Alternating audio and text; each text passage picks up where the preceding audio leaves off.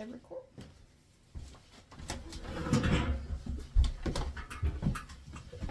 All right. Welcome back to Know Thy Shelves. I'm Michelle. I'm Rachel. It's nice to have you guys back. So we went over, this week's book was LifeL1k by Jay Kristoff. Are we hopping into the book, or are we doing books that we read? Oh, you know? Okay, let's back up. What books have you read this week, Rachel? I only read one other, and it was called A Worthy Opponent, and it is the third Wicked Villains book. Okay. And it's by Katie Roberts. It is like Disney villains. I was about to say, I thought it was like a Disney related kind of, but not Disney related. Okay. So the third one's Hook and Tink, and it's a spicy good time. I gave it 3 stars. Okay. All right, cool. I didn't read a lot of books. I read a lot of manga. I went a little crazy at Books A Million and bought some, so I'll just do my favorite highlight ones because I read too many this week. Anyways, I really like The Two Perfect Saint. So it's basically a story where there's saints and they cleanse the world because there's monsters. Mm-hmm. Well, since she doesn't smile, she gets sent off to another kingdom, and they're a little like, oh, we love you, we want to, we want you to, like, love our kingdom, sorry you kind of had to, like, come here. And then the other kingdom's like, oh shit, like, she did a lot for us, we fucked up. And I'm like, I'm all about it. So I really like that one. And then I read The Remarried Empress, Volume 9, so it's a little further in there. A really good series. It actually was a webtoon that they made into a manga. So, love it. Recommend, but I know you don't really like manga, so that's all I'm going to go with. I just don't read a lot of manga. I love it. The storyline is just something all its own. Like, you can't, like, even the light novels that I read that are based on the manga, I'm like, no, this don't have pictures. Like, I don't like it. No, I mean, I do, but there's something about seeing it, and I feel like you get more of the playfulness of characters. But, so yeah, I read a lot of manga. So far, I'm at 70 books read, according to Fable. I'm at 28 or 29. Okay, yeah. Mine are mostly manga. I mean, I would say at least 30 of them are manga, just because I mean, right to it. But they're so easy to read. Like, it's like a 30-minute read for me. Yeah. So it's just like, done, I need more. So it's easier to get your numbers up. Yes. So don't feel... I guess if you wanted to equate like 5 manga to 1 book, I could do that. It'd probably be a little fairer. Anyways. Yeah, so I read a lot of manga this week, so. Okay, and then as far as book news, Trump defunded the libraries, so that's not fun. Yeah, no. And Mark Zuckerberg stole thousands of books so that he could train AI, which is kind of funny that this is coming out on our Sci-fi episode. That is kind of, be interesting. Also, we also know what AI does when it gets a hold of human word. Anyways. Okay. So fun book news. No, not really good fun book news. So, okay. This was so now we're going back into the book, guys. Sorry. Yes. So we're reading LifeL1k by Jay Kristoff. It is our sci-fi pick book of March. Right? March. Yes. Jeez. Yeah. I was like, wait, April? Nope, still in March. So this is going to be our last book of March. And our first full month discussing books. So I'm like super stoked. It's been fun. So, okay. So kind of going into the book, since it's so science-y, I think we should go into talking about the different kinds of robots, robot law, and then kind of set up the scene, and then kind of go from there, like what happens in the book from there. Because I feel like that's going to be better. Yes. Okay. So the 3 different technically 4, but the 4 different robots, the first one is the Automon, which is basically a machine with no AI or intelligence. It's basically just code. So it runs on base programmed lines. The Machina, which is a machine that requires a human operator, which I kind of contributed to, like kind of like a mech that you get in and move. Yeah. So or you have a remote control or something. Yeah. That's kind of the basic form of that one. I'm going to have you say this. Logica? Yes, Logica. I'm terrible with pronouncing, I'm sorry. Those are machines that have AI capabilities and can be independent, but they still have to operate within the laws of the 3 robotic laws. So then the fourth one, which is where the book gets its title, is called LifeL1k. So they are, I don't know if this matters, they're a 100 series. Not sure if that really matters. It's basically a robot that looks very human, like it's very, you can't really tell. And it's more self-learning, like... Yes. It more has AI technology. Yeah. And it self-learns and governs itself. Yes. Pretty much. Yeah. They should have been following the 3 rules of robotics, but... We'll get into that. That's obviously what the book is about, kind of. So I didn't know this until my husband brought it up. But there are 3 robotic laws in the book, and it takes its, I guess technically Isaac Asimov's. See? I'm telling you. Sorry. I'm a nerd, so I just know. Well, Rachel got me covered on that part. So this was based, correct me if I'm wrong, but this is from the first technically ever robotic novel, right? So, I don't know if it's the first, but this is the biggest one, and a lot of things pull from Isaac Asimov's writings. Okay. But it is definitely one of the founding Okay. So sci-fi authors. Okay. Yeah. And that's why I was like, I think this is it. So, okay. So basically, the first law is basically robots cannot injure humans and / allow them to be injured if they can save them. The second law, a robot must obey orders given by human beings unless it conflicts with the first law. So they can't kill you if you say... Yes. You can't be like, kill him. Be like, yeah, can't compute. Anyways. The third law is a robot must protect its own existence as long as it does not conflict with law 1 or 2. So, robots. So obviously this book is going to contain robots. If you didn't know, it's fine. You know now. Yeah.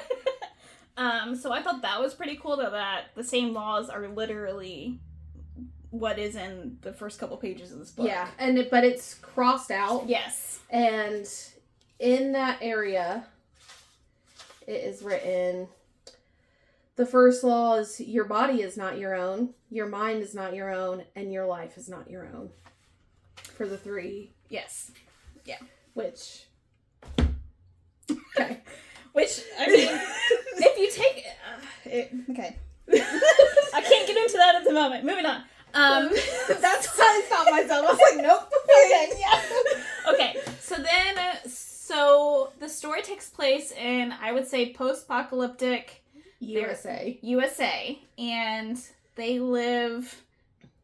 Well, the main character, lives on the trash island, which is called the Driggs. I think it's like a rundown, these are kind of people that don't have a lot of money. They're... Yeah, it's that's the only place that's not governed by the people that are trying to kill people. Pretty... Yeah. Or at least the people that they're running from would be the best direction of that.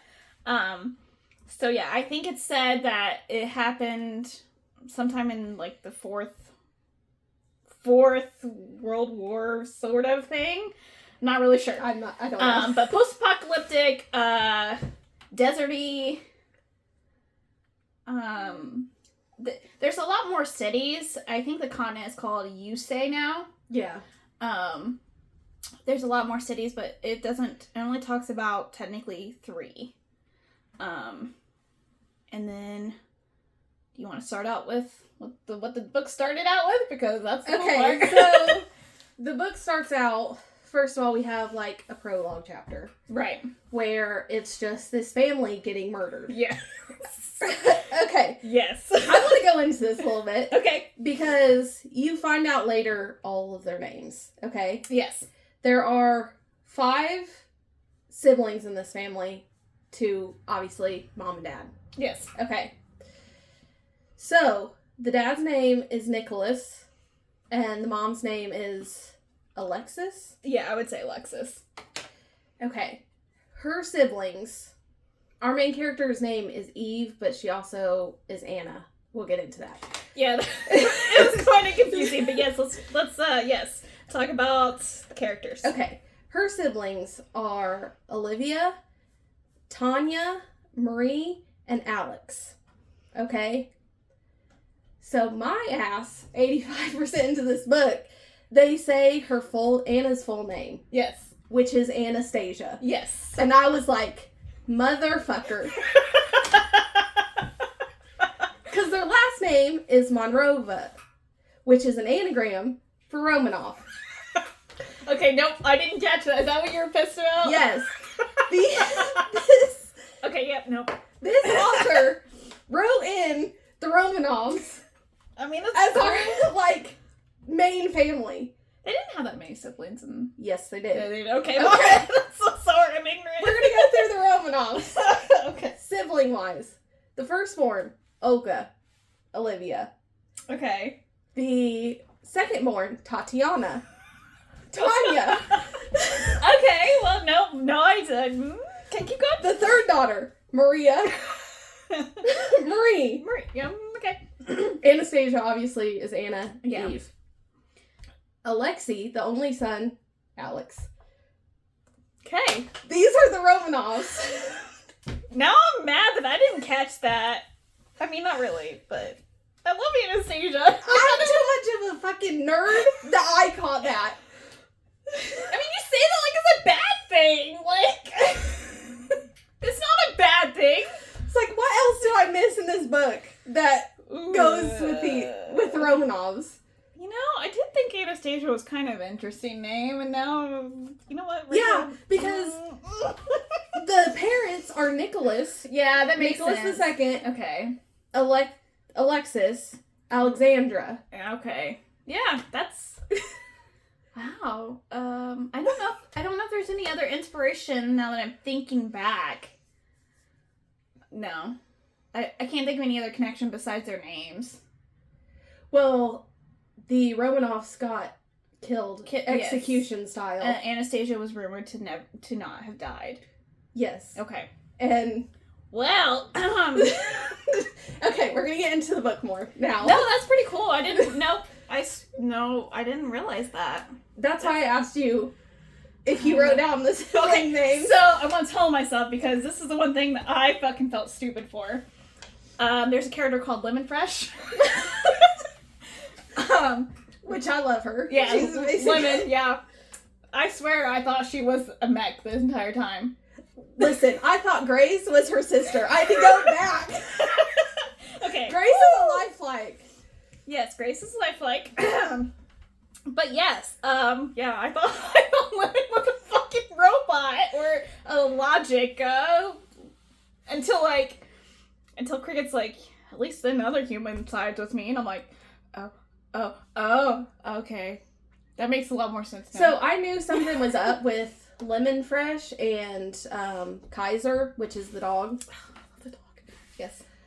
Because they are the only ones that got taken to the carer or the caregiver when they got eaten by the Kraken. And the other 3 didn't. Oh, so yeah. Cricket, Zeke, Isaiah, whatever. Ezekiel. Yeah, I was about to say I could say it before you said Zeke. And Eve. All were foreshadowing. All were put into like the recycler. I don't know if I can do this podcast with you anymore. You make me feel fucking stupid. I'm like, I'm reading. And Rachel's like, yeah, I caught this. And I'm like, okay. I didn't catch this. I didn't catch the robot thing till 85% in. I didn't catch it 100%. And I was like, wait a fucking minute. Okay. Anyways, the book's about... Anyways. Okay. I feel stupid. Anyways. So... I can't get past this. Okay. See, it's mind-blowing. Woo! And then you don't know what to do with this information. I know. No, it feels like important. Maybe it is in the second and third book. Maybe. Because there is 2 more after this one. Which I actually might read. Yeah. I kind of did. I mean, anyways, backing up. Let's. Okay, we gotta get into the actual book. Yes. Yes. Do we want to talk about any other characters moving forward? Or I you wanna think we leave can wait until they come up. Okay. Okay. Because I know there's one character that we definitely didn't talk about. Yes. My first page is all just characters. There are so many characters, and I was like, okay. Ooh, okay. And I didn't write nobody's name down because that's who I am as a person. I thought I was horrible with names. Okay, moving on. So it's really interesting. So once you get past, like, the first chapter where, you know, it's the family dies. Yeah, it's a flashback of the family dying. And so it's very fast-paced timeline. So, like, it's happening. Yeah, like, all it the happens, I would say within, like, 4 or 5 days, all this stuff happens. Yeah. Because it's, like... Because the first part of the book is... It's just so... Opens, and then it's, like, the day after where you meet... Yeah. Her grandfather. Yes. Yeah, so it's, like, really fast-paced. It doesn't feel like it when you're reading it, just because there's so much backstory, and obviously all the science-y stuff that goes along with science fiction. So, moving... And backstory, we love to see it. Yes. We needed the backstory, obviously.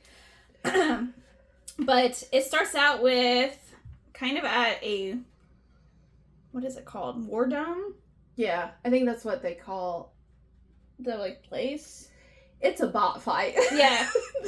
Straight up bot fights. Bots against bots, or humans and mechas fighting robots. And the robots they get for this is basically, I don't want to say deviants, but basically robots that no longer... They're the ones that don't comply with the laws, or they break the laws in some way. Yeah. There's something defective about them, and that's why it's okay to kill them.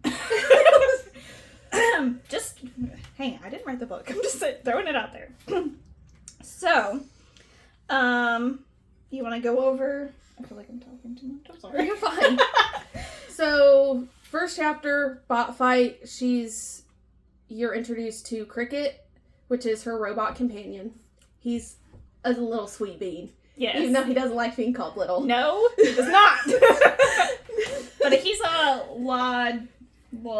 Logica. Yeah, that one.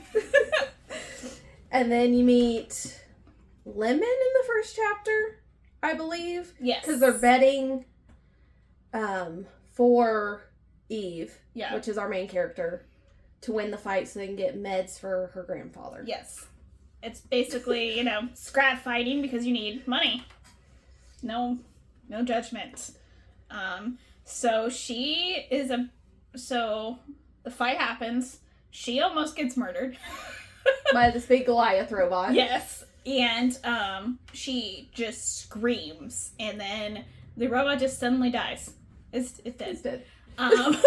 So she manifests powers that can take out any machine, but she didn't know she could do that. See, supposedly. I think it's just Logica that she can take out, but because they don't, when she does this, she doesn't take out Cricket. But I don't know. I think it has to be, like, targeted? Yeah. But in the beginning, you just think it's fear response, where she, like, oh shit, like, I'm about to die, murdered the motherfucker. And then they're like, so there's a cult, I'm just gonna call it a cult, because that's what it is, called the Brotherhood. Not the Brotherhood from Fallout. So they're called the Brotherhood, and they're a cult that demands all genetic deviants die by purification, which is just a fancy word of saying they nail them to their church, their chapel, because they're an abomination of God. I don't really know why, but I also think the Brotherhood is commissioned by, like, the corporations. Yeah. That could be, but it doesn't specifically state that. Yeah. But I could allude to that. Yeah, I could definitely, I could definitely There's see that. two main corporations. I didn't write them down. Oh, I thought there was one. You're gonna have to say it because I'm terrible with names. This one, the Daedalus. Yeah, Daedalus, and then Genos. Genos Labs is like where they use where Babel is, which we're getting to. Yes, but there's another one too. I don't know what it is. I only wrote down the one, so that's what we're going with. Sorry, guys. You're gonna have to actually read the book to find out. Biotech or something like that. There's biotech, but it's not by Daedalus. Oh, gotcha. Okay. Hey, see, you remembered something. I'm proud of you. Didn't remember you don't remember character names, but you remember corporations. Hey, I looked up character names. I did too, because it's I wouldn't say it's very clear in the book. Like it jumps around too much with too much flashbacks. I'm like, I had the same problem you did. I'm like, Grace is family? No. She's lifelike. I was just like, ooh. So for this whole book, I thought she was her sister. Yes, I mean, there's some. Anyways, we're getting to there because I feel like I can talk about the life likes a lot, but we're gonna skip past that for now. We'll come back. Yeah. Okay. So then you meet Kaiser, which is her Blitzhound, which is basically he's a dog that has his brain still. So he's a robot, but he has dog meat in him. And he has a little bit of his brain. Yes, and that's how he can get past the do not harm humans, because he's not a full robot. And they use them as kind of like attack dogs. Even one of the other characters in the book has like a bunch of them. I love how this is a running theme for this whole month, except for birthday girl. Alright, yeah, there wasn't any animals in that one, no. Unless you want to consider, the boy. No, he is. Yes, so you meet Kaiser, and he's just a sweet little boy. I love him. Anyway, sorry. I love him so much. And then, so Eve, Lemon, Kaiser, and Cricket flee the war dome because Eve threw her power out there and manifest on live TV because it's live TV and post-apocalyptic. I'm not sure how, but it's fine. Anyways, so they run because the Brotherhood's going to kill her because obviously she manifests, so they want to purify her. There's some other gangs that want to kill her. The Fridge Boys. But they don't come until later, yeah. Later. And they're in it for a chapter. For a couple chapters. Oh, okay. 2 instead of 1, guys. Okay, anyways. So they return back to the Dreads. And they lost all their money, obviously. So they gotta walk home. Which I think was kind of shitty anyways. Like, yeah, she killed him, but technically she went down first, so that was the loophole, so she didn't get the creds. And I'm like, fuck you, dude. So obviously they didn't... She got exposed on TV. She didn't get no money out of this. And it's a 4-hour fucking walk home. I'm like, no, I misread that. And then I went back, I'm like, 4 hours? 4 hours! I'm not walking 4 hours. I'm sorry. I walk if I ever. I mean, it'd be worth it if you made the money, but it didn't happen. Anyways. Okay. So, they wanted to go back to the home she shares with her grandpa, which his name is Silas Carpenter. Which he's sick. He's dying of cancer, by the way. It kind of sucks. Yeah. But makes sense if you're working around radioactive things and stuff. That's what I took from it. I don't know. Well, I don't know if the glass is definitely the region called the glass. Yes, is definitely radioactive. Yes, because they had to. And I think the closer you get to there, the more radiation you get. Yes, because Babel later on in the story, you have to have rad suits, which I don't know. Radiation suits. Yeah, I'm sorry. Sorry, radiation suits. They're just sweet ass suits. I reckon radiology is how it counts. Sorry, guys. Yes, radiation suits.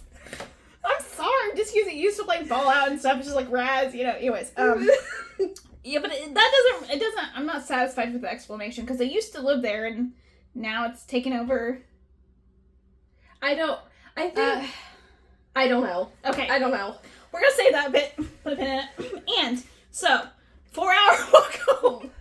And as they're walking, they see a drone crash, is what I pictured it as. Like a plane type thing. That can only hold one person-ish. Yes, very small craft. That goes down, because I think someone's shooting at it. I can't remember who. But it goes down. I don't think it says who. Okay. Could have been the Fridge Boys. I think it might be Faith. Because that makes sense. She shows up like almost instantly. Yeah, that makes sense. Yeah. So the plane gets shot down, and Eve's like, "We're scavengers. Like, let's go find something out of it. Let's go scrap this shit." They need money, so so they find like a. I don't know if they. It's a person without an arm, but I don't know if they know if it's an android. I think they have to know. Yeah. Yeah. And he has like a coin slot, like, inserted into his chest. Yes. Yes, that would be the easiest way to explain that. Which we'll get to why in a little bit. We're not there yet. So they think the android robot thing is dead. And Cricket's like, we ain't taking this. Let's not take this. This is a bad idea. Always listen to Cricket, okay? Like, so he's kind of programmed to protect Eve from her grandpa. And he's like, protect her. And he's like, bitch, you need to go. Let's go.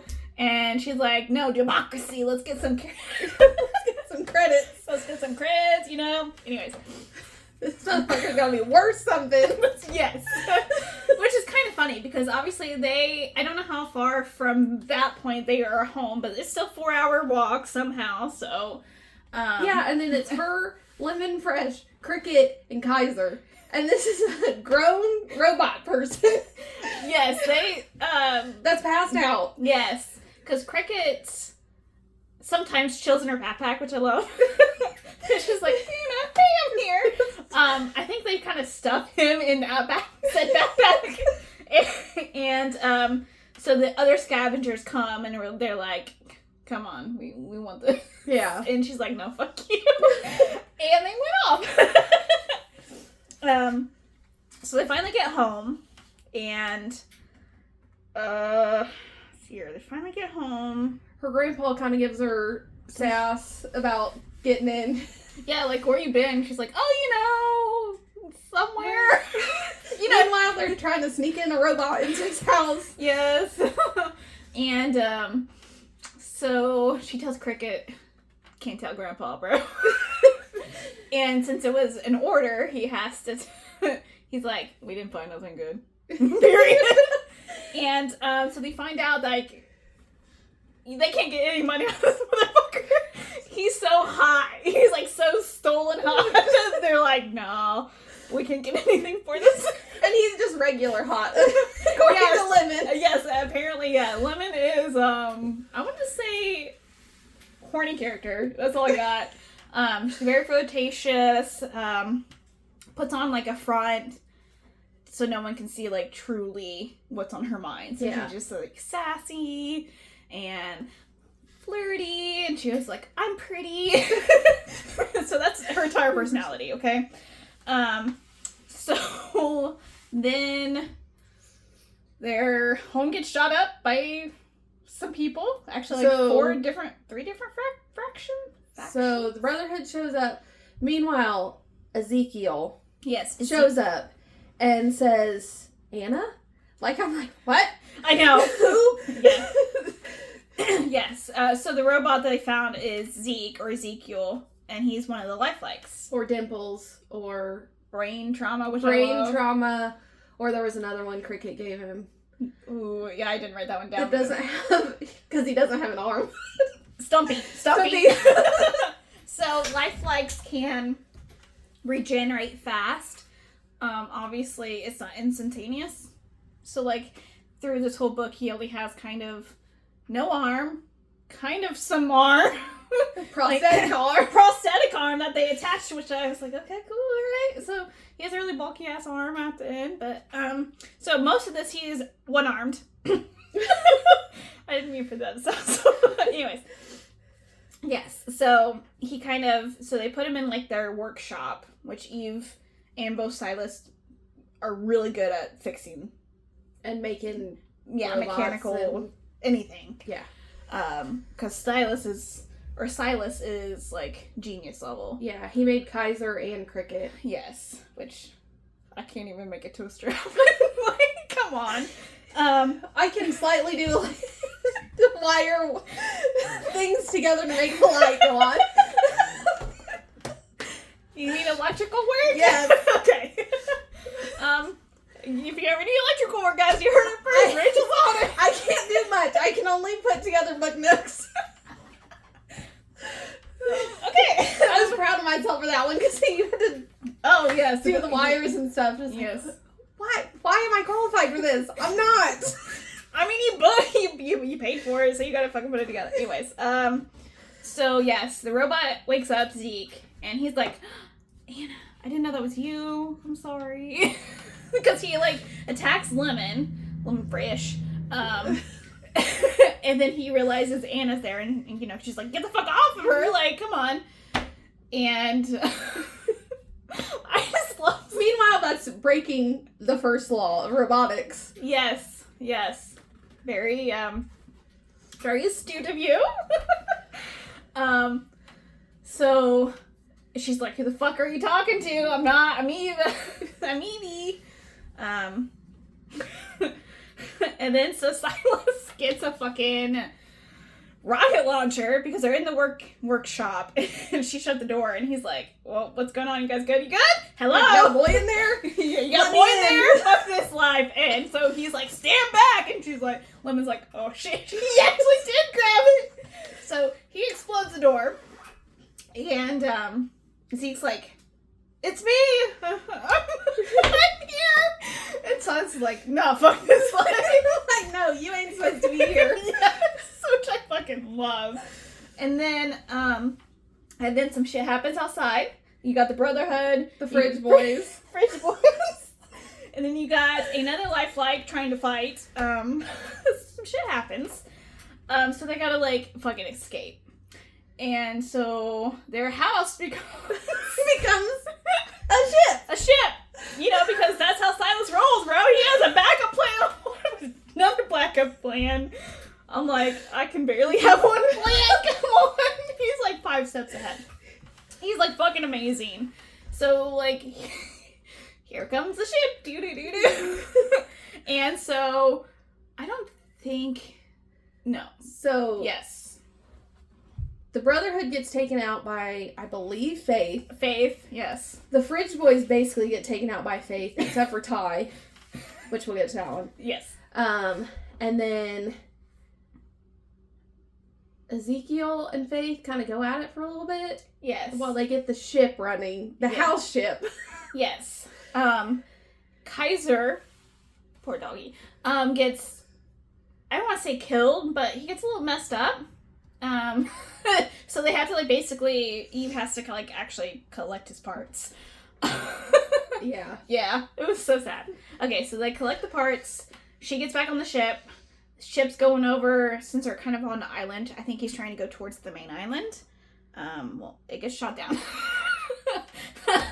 And Silas gets kidnapped. Yes, Silas gets kidnapped. So Adult napped. napped. Some stuff happened. Like a lot of stuff happened in this book. Oh my god, it was so We're not even past the first part. No, we're not even 1/4 of the way in, guys. I'm sorry. So this is gonna take a minute. So they get so they go down in the ocean, where there's tons of giant kragans. Woo! I had an argument with my husband about this. Kragans in the ocean, because it's made by one of the corps. I mean, they're like corporations. They're huge, okay? And they recycle stuff from the ocean. Yes. Their main goal is to get gold, because obviously a lot of mechanical stuff require gold, because it's a good conduit. Science for you. So they end up getting swallowed by a kragan, and they have like 9 stomachs or some shit. Yeah. So like Rachel kind of mentioned earlier, some go into a different stomach, and some get recycled into the other stomach. Yes. Take over. Okay, so they're in the kragan, however you want to say it. I know it's very hard. It's a weird word. And Eve gets dumped into his stomach, and she has Lemon Fresh's jacket. And she's like, where the fuck is Lemon Fresh? And Kaiser. Because the Cricket and Zeke get put into the same stomach as her. Which, if you're... The other two, Cricket and Zeke, are both tech. They're both robots. Yes.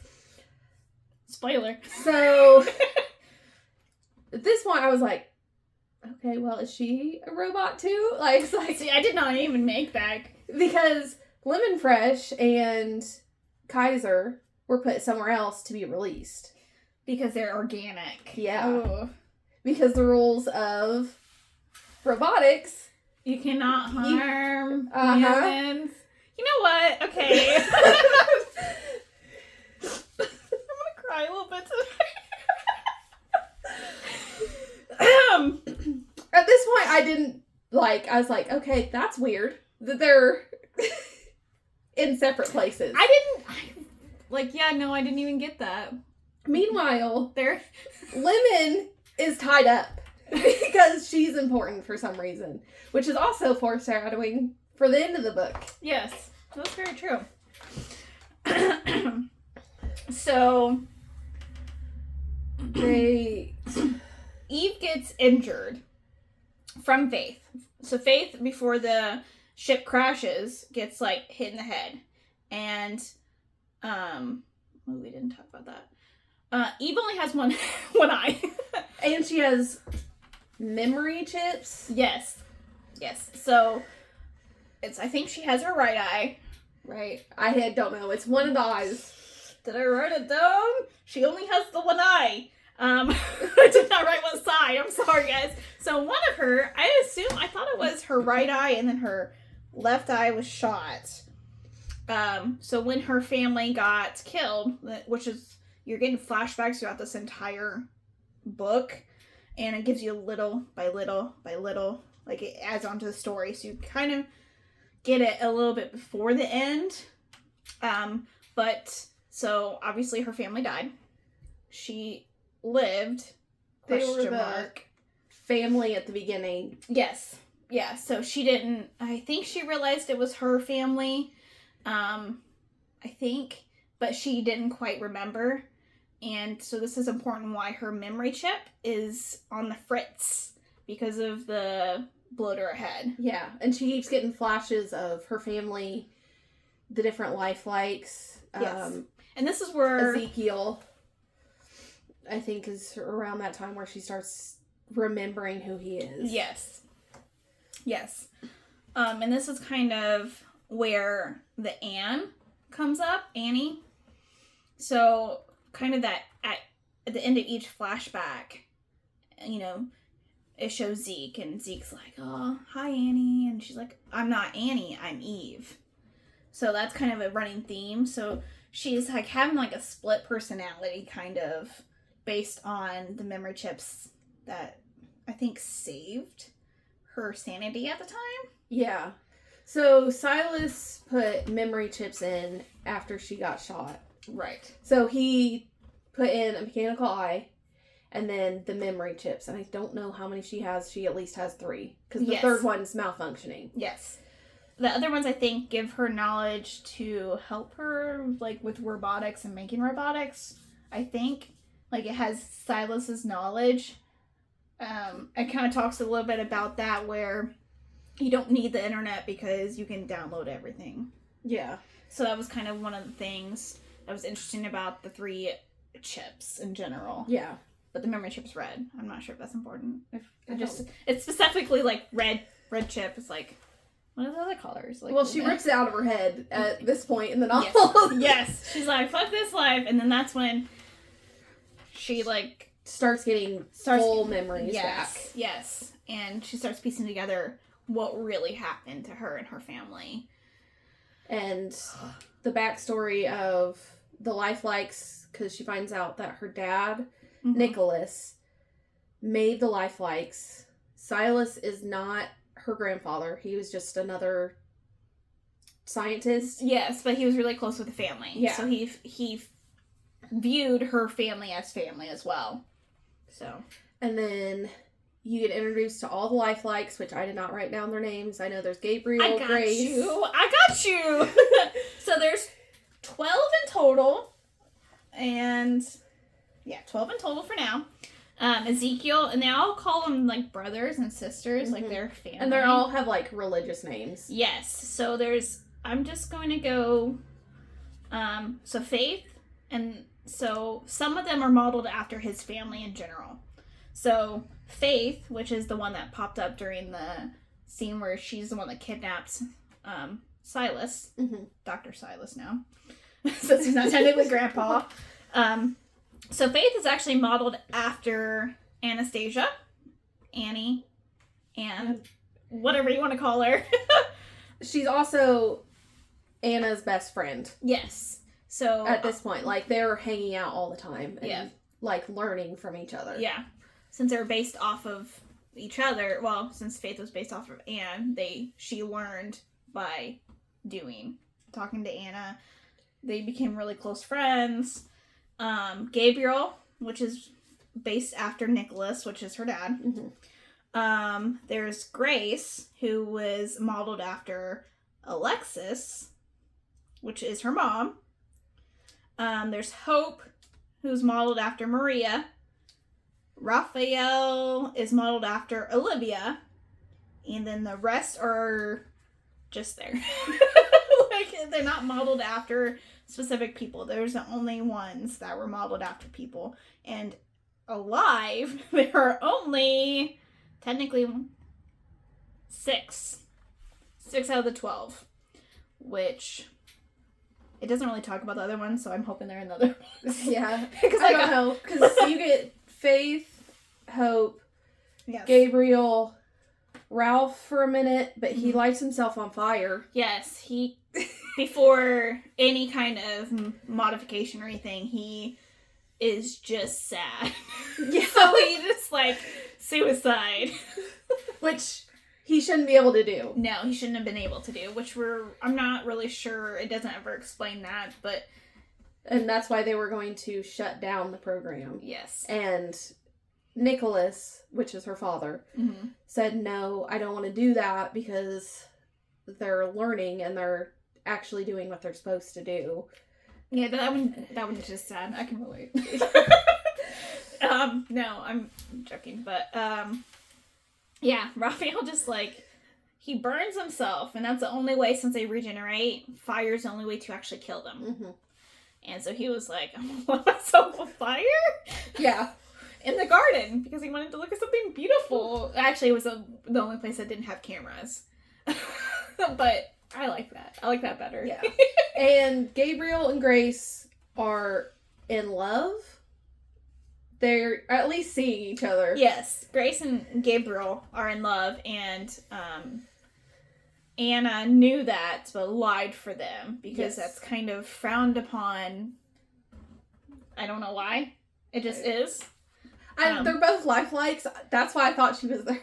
her sister because it was like, oh, it's frowned upon because she's a human and he's a robot. Yeah. I totally get where you're going. Yes, but that's not the reason. I don't think they're supposed to. I don't know. Moving on. Not sure. I think they might. They're supposed to be asexual. They're not supposed to have any type of feelings like that. Yes. Okay. No, I totally get it. So I think it's the only lifelikes that are introduced. Yeah. Yes. Okay. So let's see here. Then the Kragan. She takes out her thingy. And this is when you find out Raphael died. He committed suicide because she remembered. And you find that Ezekiel and Anna kind of are making eyes at each other. Yeah. Yes. Yeah. That's the best way to put it because they're not together, but they're like, they secretly both like each other. Yes. Ezekiel really loves Anne. Which I'm glad he wasn't modeled after her family because that would just be weird. Yeah. So I liked that because I went back and I was like, okay, who's modeled after who? And then I'm like, it didn't say Zeke. But I know he was made to be a bodyguard. So yes. Him and Gabriel are both bodyguards. Yes. There's so much. There's just so many characters, it's really hard to keep them straight. So back to the Kraken. Yes, back to the Kraken. They come up with a plan to get out of the stomach. Yes. So, which is kind of funny because all the robots are, because it's a mechanical Kraken, of course, it has to be maintained by robots. So, the robots are actually named after, like, what their purpose is, really. So, they hook up with each other. So, Lemon and Kaiser... No, actually, I think Anne... Cricket cuts a part of the stomach out, and then he climbs through the thing, and then he makes a way. Yeah, try to go to another stomach to find them, because they're not really sure where they went. And then this is, what we would call antibodies are trying to fucking kill them, because they're like... people are not here. Getting attacked. Yes. So they're like little robots, and then... They make it battle time. Yes, which is kind of funny because that's exactly what I felt like. It was just like, well, anybody's like, well, fuck you, you're trying to kill us or some shit. We're gonna have to kill you. But they reunite and then they get on the lifeboat, which is called the lifeboat, which I love. So they take the lifeboat up to Armadia, which is another city that's kind of in the southern continent. Because Ezekiel has a place where they can stay and fix Kaiser, fix everybody up. Because they've been in 2 battles at this point. Yes. They still haven't had a chance to recruit, okay? So they need some chill time. Okay. So they finally make it to Zeke's source, which you find out is Hope. And... Eva beats the shit out of her. Yes. So Hope and Eve, because I think she's still going by Eve at this point. Yeah. Eve is like, no, fuck this bitch. She killed my family. She had a hand in killing her family. All the lifelikes did. And she started, like, obviously, whenever she got her memory about Raphael, and then, I don't want to go into that just yet. Okay. Moving on. Hope helped kill her family. Yes. It was there. There's Side note. Yes. There's a revolt, which I guess we could talk about it now. Yeah. Because I think it's right here where it comes up. Yeah, because it's kind of important to why she hates Hope. So Nikolai, her father, got really paranoid because they wanted to shut down his program, the lifelikes. And he is not feeling very trusting. Mm-mm. So one of the factions... he comes up with a virus. Yes. To put into the lifelikes. But is that before the bombing or after the bombing? I think it's after the bombing. So we need to go to the bombing first. Yes. So, Grace, Nicholas, Anne? I think her Anastasia? whole family, but it might just be Alex and Anna and their father that go to the bot fights, but there's also LifeLikes with them. Grace.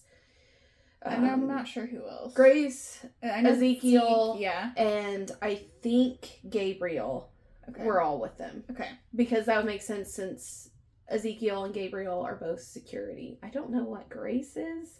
I think she's just a personal assistant. Again, this is why I thought she was her sister. Yeah, I'm not sure. I'd have to go back and reread it. Sorry, guys. So they're in a car going somewhere. A bomb happens. Either a rocket or a bomb ignites. The car kind of gets destroyed. And this is where Grace dies, one of the LifeLikes. Anastasia is seriously injured. And she wakes up in the hospital. And Nicholas is like, oh my god. Because that's his favorite child. I'm not sure why that's important. Because she's Anastasia. Because there's four other children. There's a rumor in St. Petersburg. I just don't like it. I don't like it when parents have favorites. But yes, it was his favorite daughter. So he kind of was like, I need to make something. So he made this virus. Do you want to talk about it? You want to go? So the virus lets the LifeLikes break the 3 laws. Yes. But they, from Ralph's example, they already are doing that. Yes. So they're already learning how to get around the laws. So with this virus, Nicholas decides that he's going to send Gabriel after the people that are trying to shut down LifeLikes. Yes.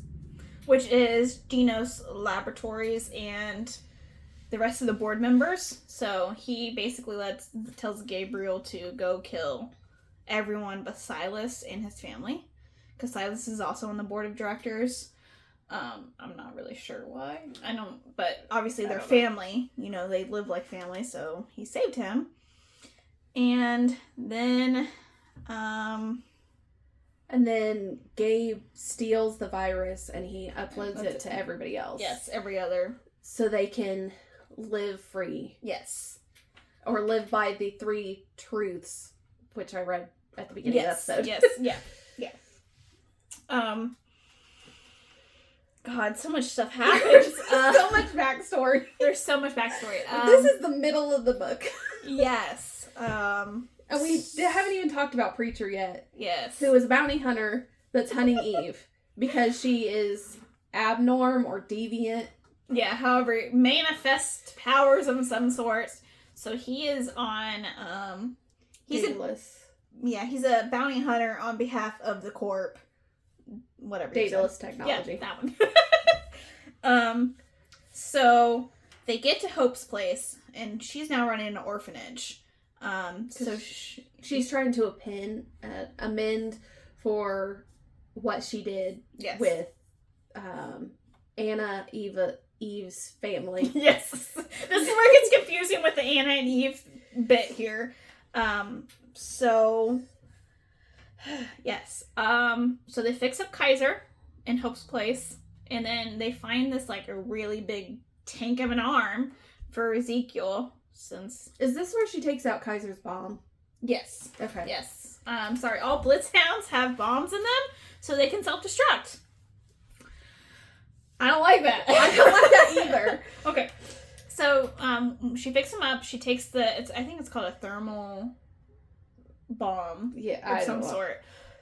Very explosive. It's what we're going with, okay? She makes it into a grenade. Yes, which is fucking badass. Anyways, I'm jealous. Okay, that's what it is. I'm jealous. Okay. So, Eve finally decides that she wants to let Ezekiel back in her life, so then she becomes who she was before the 2-year gap of her, brain trauma. And Ezekiel says that he's walked and he's traveled and he's done all this shit for 2 years to find her. Yes, because he's in love with her, okay? Okay. So, they have, I'm I'm just gonna assume they had sex. It kind of just cuts out, and they're I think I put this as the kissing chapter. It's a lot more than kissing, because I think they talk about it in the next chapter. So it's like kissing. I said kissing in the workshop. Kissing in the workshop. Either kissing, heavy petting, or sex. It cuts scenes, and they're both naked. So I assume they're laying, because it's like the cold of the workshop, and I'm like, all right, they're naked. Okay. That's all I got. Anyways, so guess who shows up? Preacher. And his 2 or more dogs. I don't know how many dogs he has. I know he has a big one, and he has a little white one that reminds me of those crusty eye dogs. Pugs? No, just little, like, white dogs that have little crusty eyes. Oh, poodles? Ish, yeah. Okay, some You know what I'm talking about. If you see him, you're like, yes, this is a crusty no. dog. Okay. Preacher arrives at the orphanage, and this is the one thing I really liked about Preacher. He was like, hey, I have a warrant. Like, get out, because it's an orphanage, so I thought that was really cool. Because he was like, I don't want to kill these people necessarily. You have, 5 seconds to get the fuck out. And everyone stays, but all the kids are like, okay, we're out. So I was like, okay, redeemable character a little bit. Yeah. Still kind of a dick, but I thought that was really nice that he allowed the kids, the innocent, the bystanders, to leave. Yeah. And at this time, they're all escaping. Yeah. And Hope is taking on Preacher. Yes. It's kind of her last huzzah, and I still don't think Anne, she's going by Anne now, Anne really forgave her. I don't think. Yeah. But she stayed to give them more time. I mean, obviously it's her house, orphanage or whatever, so it's not like she's leaving anyways. But she fights Preacher. Who I think is a robot too. I'm not sure. He's very augmented, is what they said. So, barely human. Maybe like the Kaiser or the Blitzhounds where he has the brain of a human. So he can bypass the law or some shit. So Hope dies because of a Blitzhound. Yes. One of Preacher's Blitzhounds. As far as we know. I don't know, it's kind of weird because it kind of goes off to, he realizes, Preacher realizes that fire's the only way to kill these lifelikes, which is dark. He gets the Blitzhound, and Hope is kind of down, but she's still fighting, has a fighting spirit, Mm-hmm. And he just takes a flamethrower, and he's like, let's see how much you can handle. I'm like, god damn, dude, go. I thought that was a little dark. Yeah. I was like, well, I mean, I know it's not human, but, still. I don't know. Okay. So they leave. The group leaves. They steal this really nice car. Yeah. As nice as it because can they've be. Decided they're going after Silas, which is in Babel. Yes. Which is so the southern part is where we're at now, and they need to go all the way to the northern part of the continent. So they go to Babel, so they take it, and they need to steal the radiation suits. Yeah. And they steal some pretty rad suits. I mean, they are pretty rad because it's green and blue, or green and pink. Yeah, and Lemon's not pink one. Yes, and poor Anne got the green puke one. So she describes it to green. I'm like, well, dang, I mean, I'd be happy with whatever's saving my ass, but whatever. So they decide to go in the car. They're driving for ever, I feel like. Yeah. And go on, sorry. And it's Mad Max time. Yes, yeah. Essentially. Yes. Preacher shows up, and then people from Armada show up to take the car back. Yeah, because she stole someone's car. And they're going through a glass storm, which I thought was a sandstorm, but with tech pieces.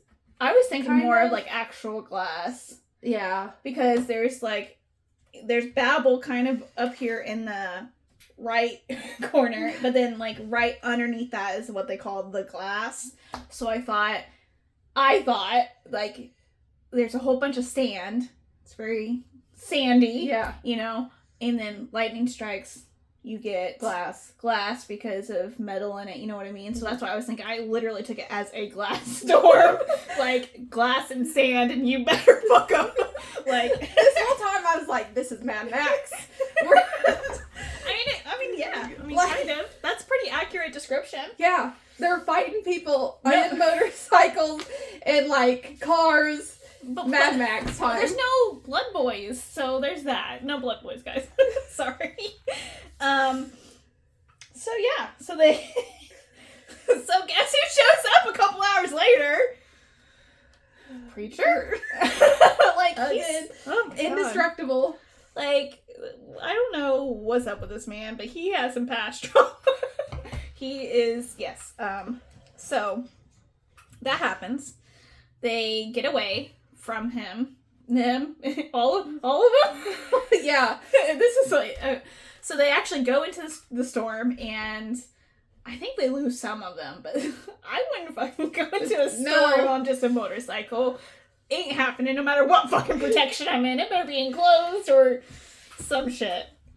But no, Preacher's just like, nah. And I don't know where his dogs is at this point, but that's not the point. I think he only has one. He only has Krusty Dog. Poor Krusty Dog. Man. Okay. I don't know what this dog's name is. It's gonna be Krusty Dog. I don't think it tells you. Okay, so he's still chasing them. He knocks out the back window and gives Lemon a concussion. Yep. In the rad suit, but does not break the radiation suit. I think that's very clear. We need to make that clear. Of course, Cricket's like in the backseat with her, and Kaiser is just like, yeah. I think Kaiser goes after Preacher and like tries to bite him and stuff. They end up, and just like takes a shotgun to his fucking chest and like, bye, dude. I think Zeke gets shot too at some point. Yes, but he heals fast, so it doesn't matter. He just whatever. Hasn't healed his arm yet. His arm is still kind of. He's still got big buff arm. Yes, which is pretty hilarious when I looked up some fan art.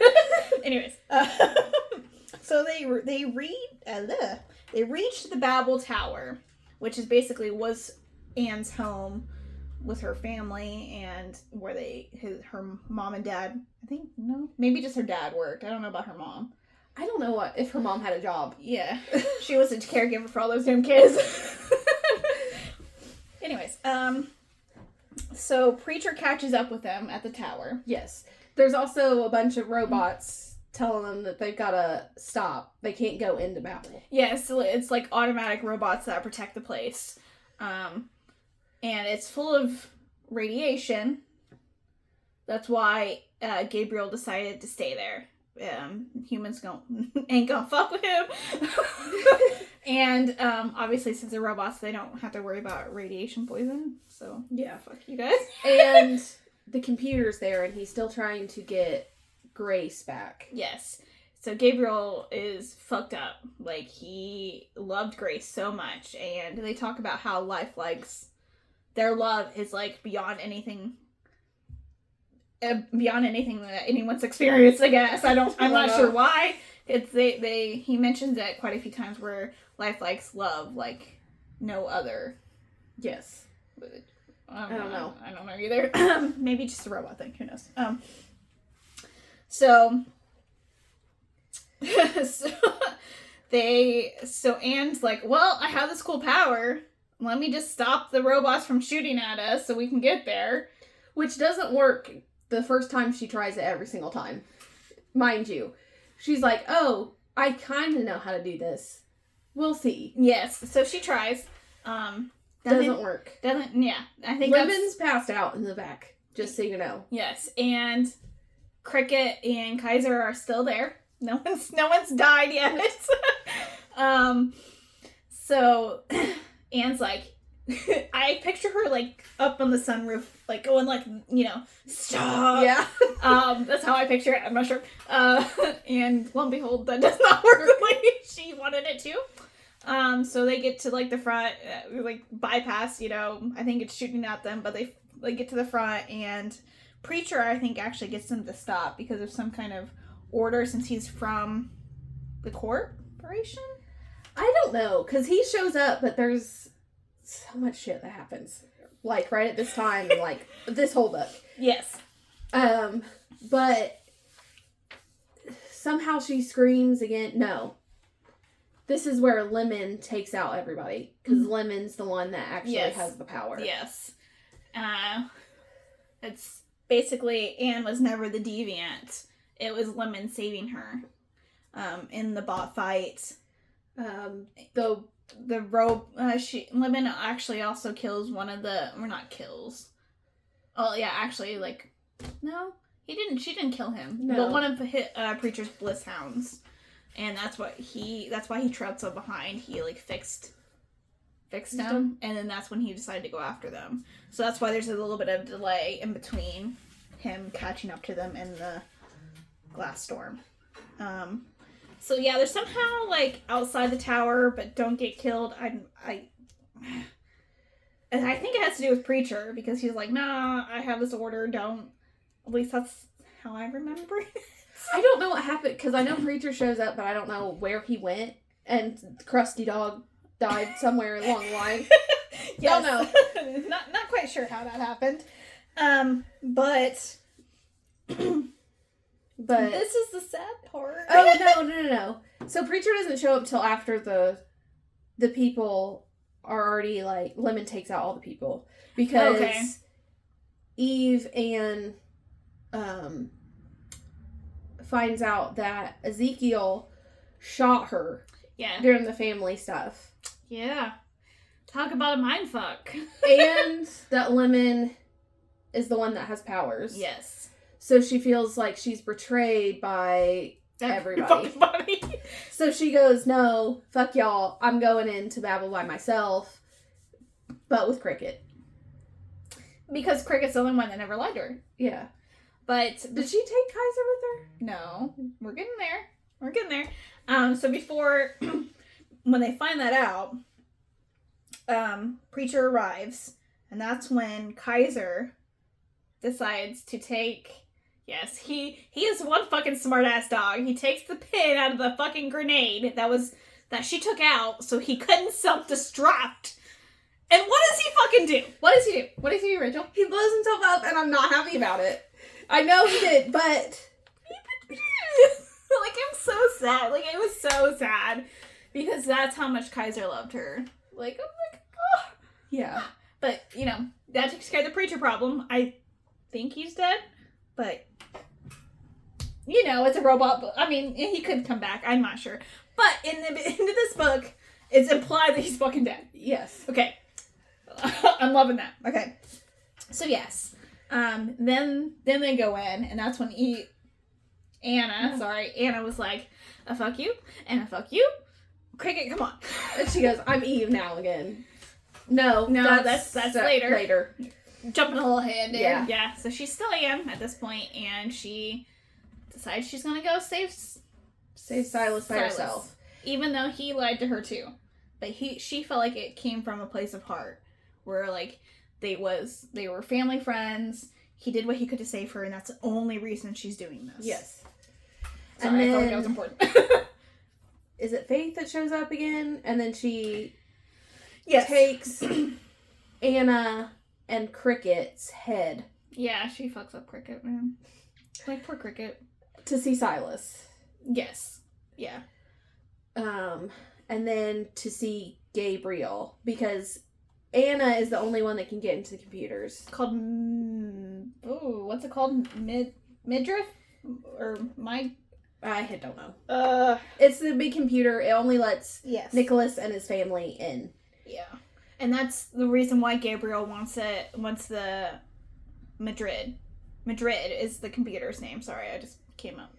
That's why he wants access to that. And only Nicholas and his family are the only ones that can open the computer. Yes. I guess. Yeah. The vault. I don't know. So, yes, Faith beheads Cricket. It was like, she shows off to Silas, which I think is kind of like a power fucking move. She's like, here you go, have someone to talk to you. Like, oh, what the fuck, bro? And then, so Faith takes Anne to Gabriel. Yes.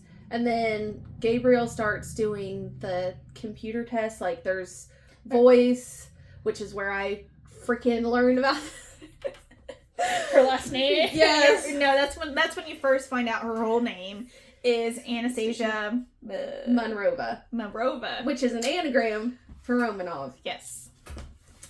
Just so you know. Yes. Rachel's smart, guys. Anyways, so yeah, there's like, I think there's like certain verification processes where, like you said, the voice. It's like voice, retina, which she only has one good eye. Yes. There's something else. Pee, I think. No, it wasn't pee. There was definitely blood. Blood and urine samper. Yeah. I swear to God it was blood and urine, but maybe I don't know. We didn't get to the urine part, which is weird to say. So they make it to basically the third one, which is blood, and that's when the computer says access denied. Access denied. Like, no. And then Gabriel's like arguing with the computer. Is like, no, how the hell she has her voice, she has her fucking eye, but no blood. It's like, yeah, access denied. Yes. Nope. So, is this where Zeke and Lemon show up? No. Because Gabe goes through his whole villain speech about how he wants to get Grace back, but he also wants to upload the virus to all of them so they can be free. Yes. Which I think came from a good place, but not a crazy robot, sorry. And then she's tied to something. She's tied to a chair. Yes. And then she tries to kill herself. So he can't get the rest of what he needs to open the computer. So, from my understanding, it's like they talk about like a core reactor, and it's like a huge like silo kind of drop, where it's a huge drop, and that's where she's trying to like scoot her chair to, and while she's still being tied up, so she's like, I'm gonna take this leap of faith, like literally leap. And then while that's happening, Lemon and Zeke actually find Silas. Yes. And Cricket's head. But Silas makes Cricket into a huge ass big boy. Yes, I love that. So Silas is like, we gotta go to the research and development part. And Zeke's like, no, they're gonna be at the computer. And he's like, trust me, we need this. Yeah. So then he makes Cricket like this huge fucking robot. And of course, throughout the entire novel, Cricket's like, I'm not fucking little! I'm not! Like, I think he's only technically, 4 feet something. Like, he's like really tiny. He's a tiny little guy. Yeah, it's so cute. But yes, he has a tiny complex. Which is, it just adds to his character, so it's fine. So, yes, they fight, so they finally get him, the robot. Mm-hmm. They go towards the camera. They go towards the computer. There's a big fight between Gabe, Ezekiel, everybody, Faith. Yes, but I think it's only those two lifelikes are and there. Previously, Eve, or Anna's, however you want to say it, suit gets ripped off of her. Oh, yes. Right. But Lemon's suit is still intact. Yes, Lemon's suit, yes. Very good point. I'm sorry. Anna, after the retina scan, he's like bitch slaps her. And that's how he gets the blood. He like cracks the helmet, and she's like, well, I'm already fucking dead now. Yeah. Might as well just go kill myself so he can't get what he needs. Which, fair point, I would have done the exact same thing. Like, because, in her, the whole reason they needed a fucking radiation suit is it's near a fucking nuclear reactor. Okay, and then there's fighting. Somewhere in this,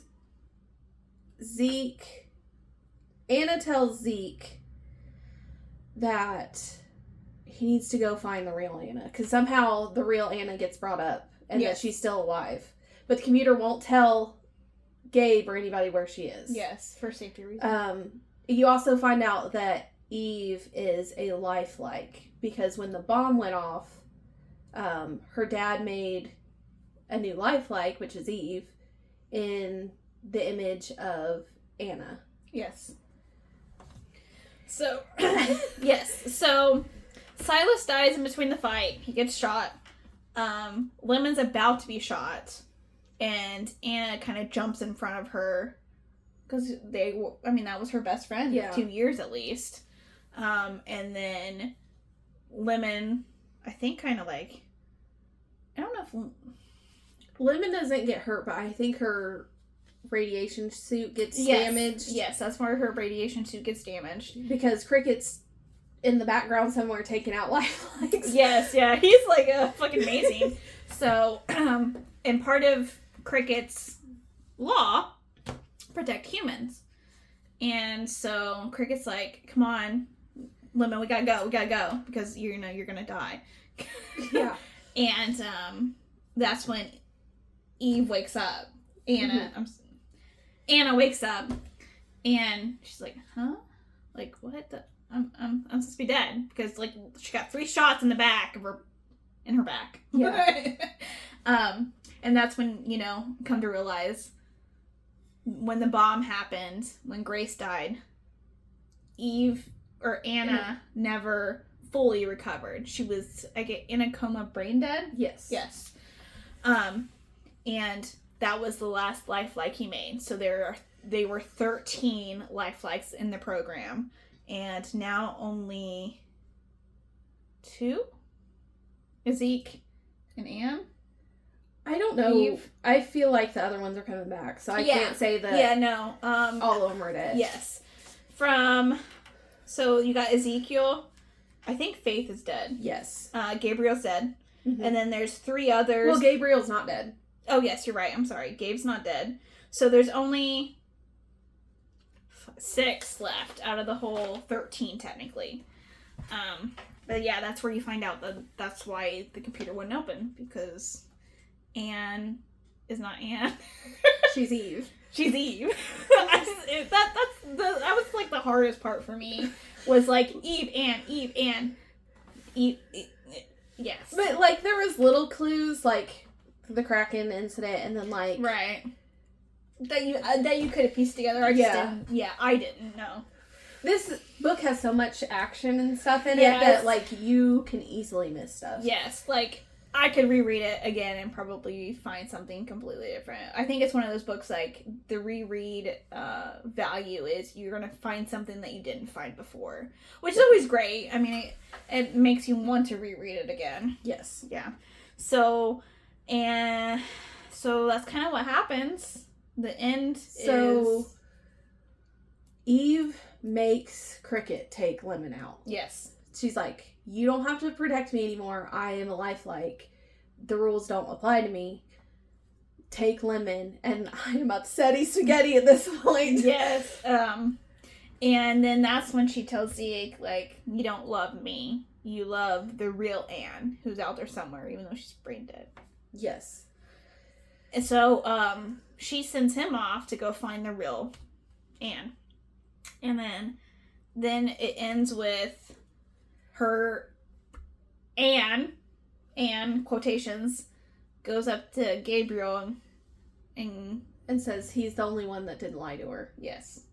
And he's like, Anne? She's like, no, I'm Eve, bitch. And that's where it ends. That's the end of the book. And cliffhanger as fuck, okay? Which, I mean, obviously you can tell there's a second, third book. Yes. But at the time, I'd be so pissed. Well, it's going to be a time finding these in hardback. Yeah. Because I found this one at the used bookstore. Yeah, as I said, this book I had a hard time finding physically. I could have bought it online, don't get me wrong, but like I just like finding stuff. Yes. So I just bought it on Kindle. That's how I read it, and both versions had a map in the beginning. Yeah, good luck finding. I'll eBay it, or I'll have Kyle eBay it. As I say, yeah. If you do want to read it, Kindle would probably be the easiest solution. I mean, you can order off of Barnes and Noble. It's going to be a paperback. If you want hardback, it's going to be harder to find. Yes, which I know you prefer hardbacks. Yeah, totally. I get it. I think that's. I mean, there's a lot of characters that we didn't really go over, just because there's so freaking many. Like half the LifeLikes aren't even in this. No. In it yet, I should say. And 5 pages of notes later. I only had 3, guys. But yeah, like the first page is mostly just characters. So, did you have anything else? I don't think so. Okay.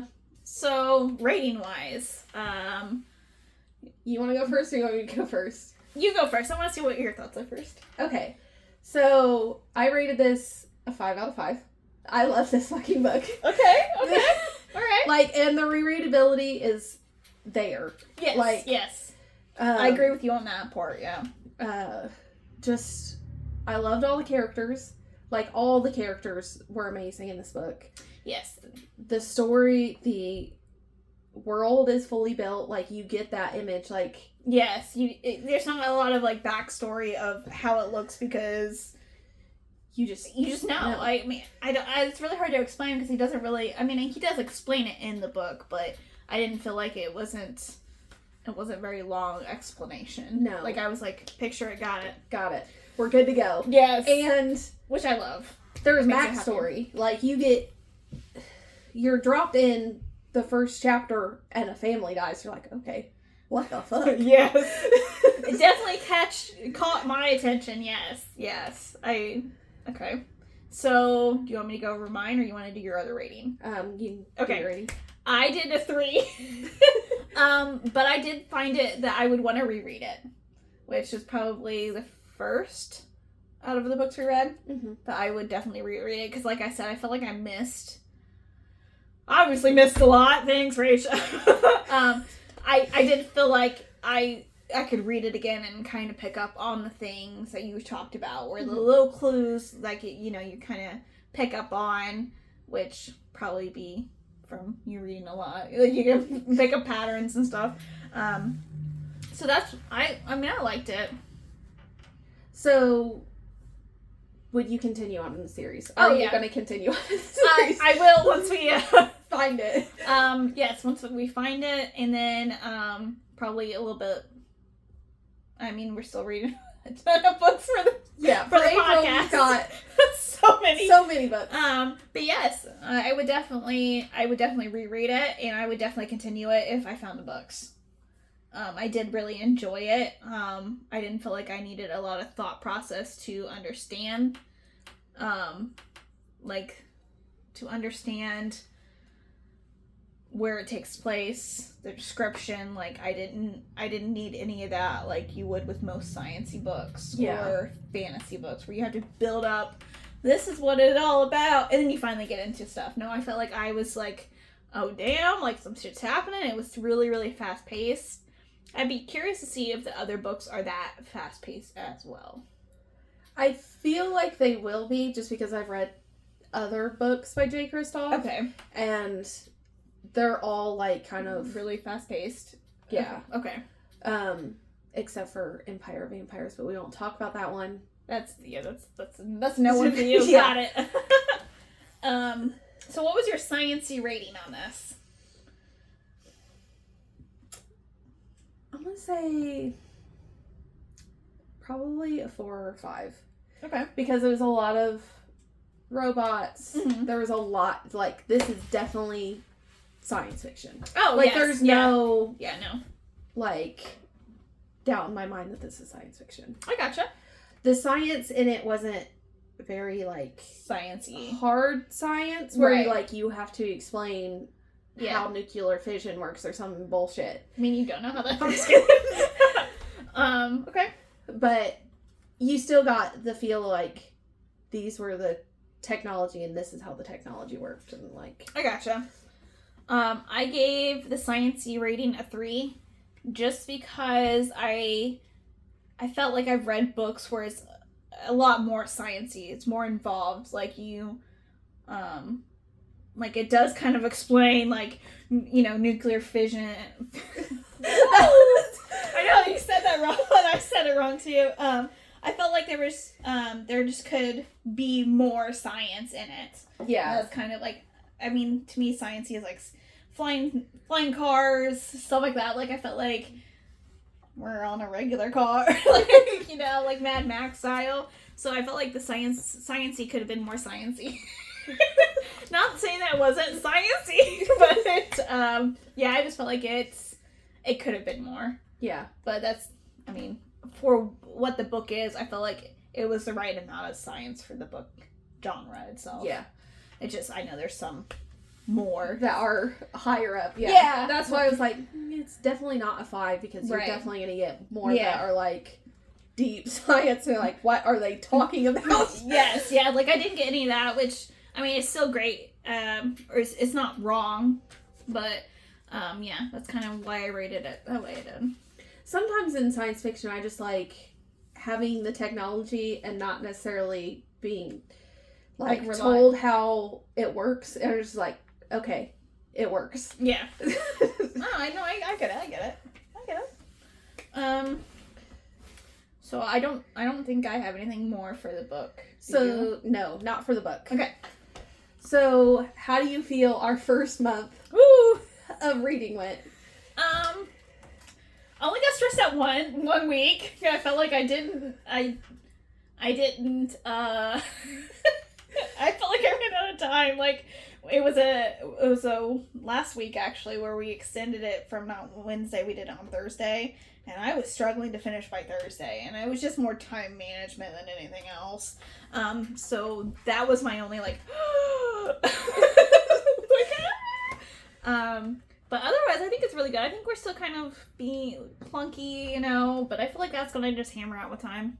Did you see any theme? Like, I know we don't theme them, like, where each book has something similar in it, but did you see any themes between all 4 books?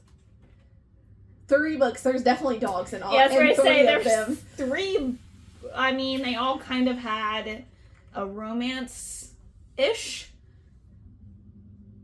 Well, some didn't really have a romance. No, but it did have a mother's love. There was all family in all of them, kind of, except for, well, To Kill a Shadow, she had her grandma and stuff, and her brother. Yeah, her brother. That's, the main reason. So, yeah, there was a family. 2 were non-magic and science. No, I don't like that train of thought. Maybe not. No, I don't think. They were all on your TV Red list. Yes, they are. They were. I think that's about really it. They were all very unique in their own way. So what was your least favorite and favorite? Least favorite Sundial, sorry. It just too slow. And then probably the top one, probably To Kill a Shadow, because I rated it 3.5 stars. If I'm going on my ratings. But I think I like LifeL1k more, to be honest with you. I didn't give it as much of a rating. And I'm not really sure. You can rate things on different scales, because I liked it. I think I probably did like it the best out of the 4 we read this month. That week. Mine were obviously my 1 star and my 5 star. So LifeL1k was my favorite. To Kill a Shadow was my least favorite. Yes. But I also rate harder on fantasy because I've read a lot of fantasy. That's true. And romance, it's going to be almost impossible to get a 5 out of me. Just because romance, I feel like if it's a good time, it's 3. It's not... There's not, romance usually doesn't have, it doesn't move me. Yeah, it doesn't have this huge, great backstory. Well, depending on... see, there's romance books, and then there's smut books. Like, you're only reading it for the smut in it. Yeah. And there are more of those books than actual romance books. I mean, does that make sense? Like, yeah. I feel like most of the Kindle books that are, like, on Kindle Unlimited are just smut. So it's kind of hard to, and this is kind of why I like doing the podcast with you. I got into a pigeonhole of doing, like, the only books that it was showing me is, like, you want to read this smut book? Yeah. It's like, no, it doesn't sound good. Like, it got to the point where I, like, had read all the ones that I found interesting. Yeah. Just based on the description. And with, like, the books that we're doing for the podcast, I'm not reading the back of them at all. I'm just going in, knowing it's a sci-fi book, and that's about all. Yeah. So, I kind of like that better.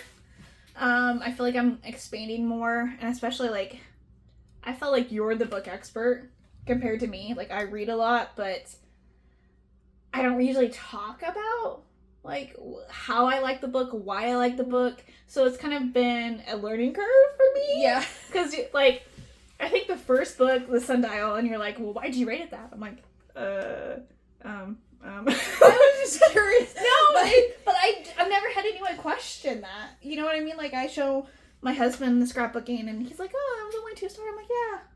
And that was it. Like, I didn't have the discussion we were having. So I really was like, oh, why did I read it? Like, I really had to, like, I feel like I had to, like, not justify it, but kind of explain my reasoning. And it's not something I've done. Yeah. So I liked that part. What about you? What's your favorite part of doing the podcast? So, my favorite part is just, like, having a discussion. I love talking about books, just in general. Yeah. But to have somebody that's reading the same books that you are, almost, like, well, at the same time, but we're not discussing them until after we've both finished them. On the podcast, we're not having a discussion beforehand, because then it wouldn't feel as genuine or it would felt too scripted. Yeah. So I just wanted to make that clear with you guys. We have not talked. We talked about kind of like how we're gonna start the podcast, but that's literally like 2 minutes before we do. But yeah, I like the discussion and Okay. like seeing why you might have rated like Sundial low, or why you loved To Kill a Shadow versus me not liking To Kill a Shadow. Yeah. Like, no, it's just a discussion, and it's never going to be like, I'm going to be mad at you if you rate something 1 star. Yeah. I would hope not. No. But I mean, there's just no right or wrong answer. Yeah. Like, it's all opinions. Yes. So, I mean, you can have the wrong opinion. No, I'm just kidding. You can have an opinion that's different from mine, and that's okay. Yeah. I just like seeing where your mind is versus where I am in the book. It's funny because I feel like we have similar tastes, but like we think completely differently, which is fine. I mean, it makes discussions like this fun. Yeah. But yeah, I think, I don't know. What do you guys think? Are you still watching?